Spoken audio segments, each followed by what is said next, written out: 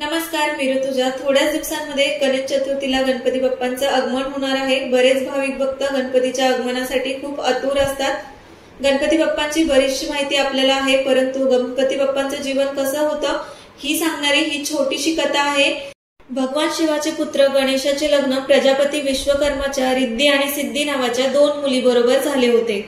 सिद्धीपासून क्षेम आणि रिद्धीपासून लाभ नावाचे मुले झाले. लोक परंपरे त्याला शुभलाभ असे म्हणतात. बऱ्याच ठिकाणी शुभ कार्य असेल त्यावेळेस आपण शुभलाभ असं सर्वात अगोदर लिहिलं जातं.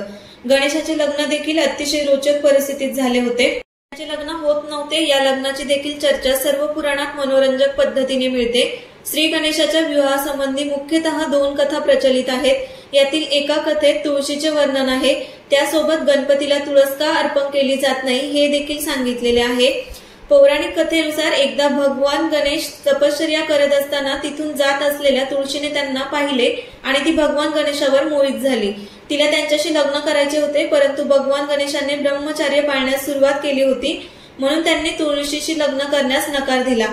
आपल्या लग्नाचा प्रस्ताव नकारल्यामुळे संतप्त झालेल्या तुळशीने गणेशाला शाप दिला की त्याची 2 लग्न होतील. यावर भगवान गणेशाने तुळशीला शापही दिला की तिचा विवाह राक्षसाशी होईल.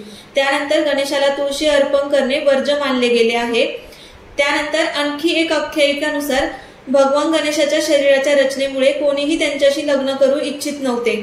यामुळे त्रासून त्यांनी ब्रह्मचर्य पाळण्यास सुरुवात केली.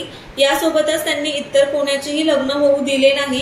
कोणाचे लग्न असले की त्यात विघ्न निर्माण करायचे. त्यांचे वाहन मूषक यांनीही त्यांना त्यांच्या कामात साथ दिली. त्यांच्या या सवयीमुळे देवी देवता खूप अस्वस्थ होऊ लागल्या. कुणाचेही लग्न असलं की मूषकराज तिथे जाऊन तो मंडप कुरतडायला लागायचे. त्यामुळे त्यांचं लग्न तिथे थांबलं जायचं. एके दिवशी ते या समस्येबद्दल ब्रह्माजींकडे गेले. देवी देवतांच्या समस्या ऐकून भगवान ब्रह्मदेवाने आपल्या 2 मानस मुलींना भगवान गणेशाकडे शिक्षणासाठी पाठवले. भगवान गणेशाने ब्रह्मदेवाच्या आज्ञेचे पालन केले आणि त्यांच्या 2 मुलींना शिकवायला सुरुवात केली. दरम्यान कोणत्याही लग्नाची बातमी आली की रिद्धी सिद्धी भगवान गणेश आणि मूषकराज या दोघांचे लक्ष वळवायचे. त्यामुळे हळूहळू देवी देवतांचे सर्वांचे लग्न होऊ लागले. पण ही गोष्ट गणपतीपासून फार काळ लपून राहू शकली नाही. रिद्धी सिद्धीच्या या कार्याची माहिती मिळताच ते प्रचंड संतापले. ते रिद्धी सिद्धीला शाप देणार होतेच तेव्हा ब्रह्माजी तिथे पोहोचले आणि त्यांनी भगवान गणेशाला रिद्धी सिद्धीशी लग्न करण्याचे सुचवले. ब्रह्माजींच्या सूचनेनुसार भगवान गणेशाने रिद्धी सिद्धीशी विवाह केला आणि अशा प्रकारे त्यांचे 2दा लग्न झाले. भगवान गणेश हे हिंदू धर्मातील प्रथम पूज्य देव मानले जाते. कोणतेही शुभ कार्य करण्याच्या पूर्वी त्यांचे नाव घेतले जाते. त्यांचे नाव घेतल्याशिवाय कोणतेही कार्य सुरळीत पद्धतीने पूर्ण होऊ शकत नाही. या त्यांच्याशी निगडीत 5 लोकप्रिय कथा. पहिली कथा, पुराणानुसार देवी देवतांनी अपत्य प्राप्तीसाठी पुण्यक नावाचे व्रत कैवल्य केले.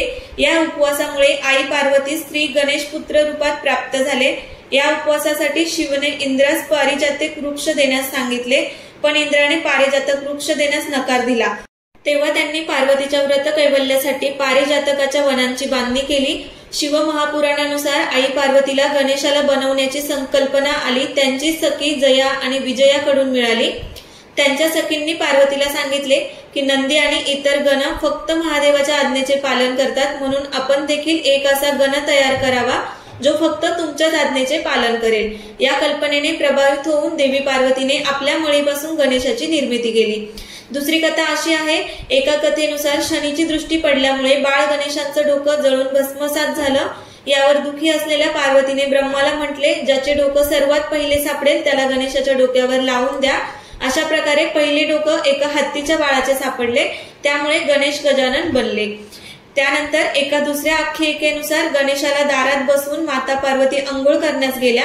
तेवढ्यात शिव आले आणि पार्वतीच्या निवासस्थळी जाऊ लागले. गणेशाने त्यांना जाऊ देण्यास नकार दिले, तर संतापलेल्या महादेवाने त्यांच्या डोक्यावर वार केला.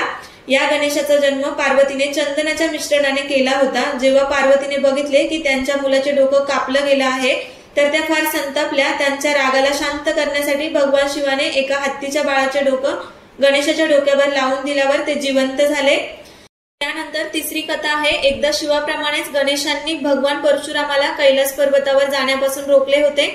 त्यावेळी परशुराम कार्तिवीर्या अर्जुनाचे वध करून कैलासावर शिवदर्शनाच्या इच्छेने गेले असे. ते शिवाचे अनन्य भक्त होते. गणेशाने रोखल्यावर ते गणेशाशी युद्ध करू लागले. गणेशाने त्यांना धूळ चाटवली तेव्हा परशुरामाने शिवाने दिलेल्या परशूचा वापर गणेशावर केला, ज्यामुळे गणेशाचा डावा दात तुटला। तेव्हापासून ते एकदंत म्हणवले जातात। त्यानंतर चौथी कथा अशी आहे, भगवान विष्णूंचे लग्न देवी लक्ष्मीसह करण्याचे योजिले। सर्व देवांना आमंत्रण मिळाले पण गणेशाला दिले नाही। भगवान विष्णूंच्या मिरवणुकीच्या वेळी सर्व देव आपापसात चर्चा करू लागले की गणेश नाही। मग सर्वांनी विष्णूंना विचारले तर त्यांनी म्हटले की आम्ही गणेशाच्या वडिलांना म्हणजेच महादेवांना आमंत्रण दिले आहे। जर गणेशाला वडिलांसोबत यायचे असेल तर ते आले असते। तर काही जण असे म्हणू लागले की ते जास्त खातात आणि ते आले तर त्यांना घराच्या संरक्षणासाठी बसवून देण्यात येईल। नंतर ही गोष्ट गणेशाला समजताच त्यांनी आपल्या मूषक सैन्याला पुढे पाठवून वाटेला खालून पोकळ करून दिले। वराड तिथून निघाल्यावर रथाची चाकं जमिनीत रुतली। बऱ्याच वेळा प्रयत्न केल्यावर देखील चाकं काही निघालीच नाही। सर्वांनी आपापल्या परीने प्रयत्न केले तरीही निघाली नाही। काही सुचत नव्हते की आता काय करावं। तेव्हा नारदजींनी सांगितले की आपण गणेशाचे अवमान करून चांगले केले नाही। जर आपण त्यांना मान देऊन आमंत्रित कराल तरच आपले कार्य सिद्धीच होऊ शकेल आणि हे संकट देखील टळेल। मग शंकराने आपल्या सेवक नंदीला पाठवले आणि ते गणेशाला घेऊन आले। गणेशाची आदराने पूजा करताच रथाची चाके निघाली। अशा प्रकारे कोणतीही शुभ कार्य असेल तर सर्वात अगोदर गणपती बाप्पांचं पूजन केलं जातं, कारण आपण जे शुभ कार्य करतोय ते कार्य चांगल्या सिद्धीस जावं त्यासाठी। त्यानंतर पाचवी कथा अशी आहे, देवी पार्वतीला सर्व देवांनी अमृतापासून तयार केलेले एक दिव्य मोदक दिले। मोदक बघून दोन्ही मुले कार्तिकेय आणि गणेश आईकडून मागू लागले। तेव्हा आईने मोदकाच्या महत्वाचे वर्णन करून म्हटले की आपल्या दोघांमधून धर्माच्या दृष्टीने श्रेष्ठ होऊन सर्व तीर्थक्षेत्रांना प्रथम भेट देईल त्यालाच हे मोदक मिळेल। आईची गोष्ट ऐकून कार्तिकेय तर आपल्या मोरावर बसून एक चांगले मुहूर्त बघून सर्व तीर्थक्षेत्रांना भेट देऊन आले। गणेशाचं वाहन उंदीर असल्यामुळे ते असं करण्यास असमर्थ होते। तेव्हा गणेशाने अत्यंत आदराने आपल्या आई वडिलांच्या भोवती प्रदक्षिणा घालून त्यांच्या समोर जाऊन उभे राहिले।